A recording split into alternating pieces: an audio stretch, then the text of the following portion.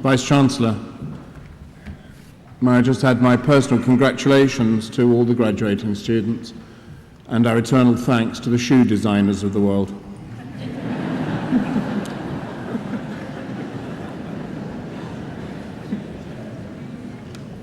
It's my pleasure to introduce Tony Woodcock as a Fellow of Cardiff University. Devotees of the legendary rock group Spinal Tap may recall that their Smell the Glove tour went sadly awry and they missed out Boston. They were, however, reassured by their incompetent management that Boston didn't really matter. It's not really a college town. The joke was, of course, that in Greater Boston there are approximately 50 universities and colleges in total. And one of the most distinguished of those institutions is the New England Conservatory, which is one of the world's leading professional music colleges, of which our guest today, Tony Woodcock, is the president. The New England Conservatory was founded in 1867. It currently has over 750 graduate and undergraduate students, 1,400 preparatory school students, and over 300 continuing education students. The conservatory faculty members and alumni make up almost half of the Boston Symphony Orchestra. Tony Woodcock is one of the most distinguished alumni of Cardiff University's School of Music. Tony's early career in artistic administration was here in Wales. On graduation from Cardiff, he worked with regional music promoters, and later he ran St David's Hall, which is where we are today for this ceremony. And over the years, the hall has been the venue for major musical performances in the city, including major orchestral series, the Welsh Proms, the biennial Cardiff Singer of the World competition, as well as numerous touring shows, recitals and concerts. Tony then went on to top positions with the City of London Sinfonia and Richard Hickok Singers, the Royal Philharmonic and the Bournemouth Symphony Orchestras. In Liverpool, he played a prominent role in their 150th anniversary celebrations, and he commissioned Paul McCartney to write the Liverpool Oratorio. The administration of the arts and the administration of educational institutions offer similar challenges, not least matching financial stability with artistic and cultural vision. And Tony has been notably successful in those twin aims.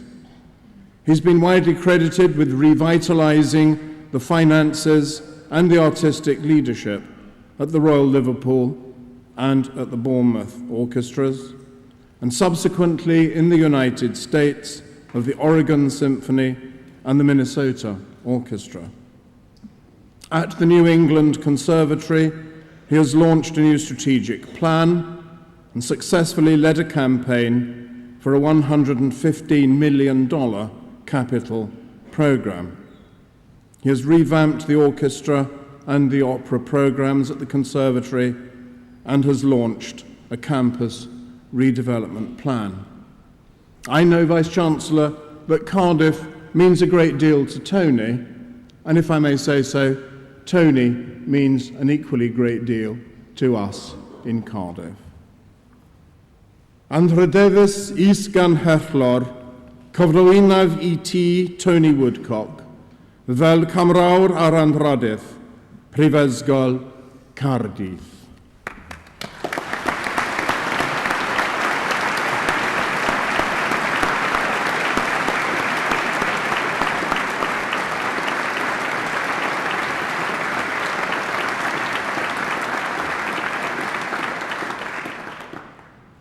Rhoi'r awdurdod ar ddoed I mi gan y Cyngor Derbynu a chwi fel cymrawd ananhydaeth Prifysgol Caerdydd.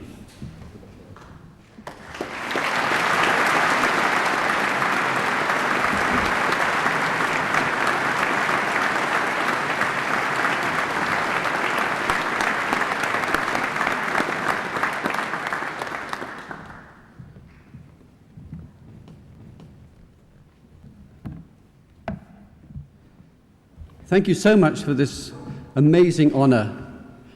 And I have to confess that I did manage to catch Spinal Tap in New York, and I was so pleased that they didn't make it to Boston. Diolch yn fawr iawn. Just to think, all those years ago when I was sitting where you were sitting, that this amazing journey, which is called life and career, would finally lead back to Cardiff.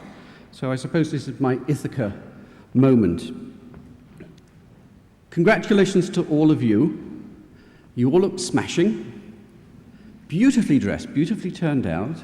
No jeans and sneakers, which would be the American model. You have come with a sense of occasion, and I love the energy in this room. It is something really quite amazing.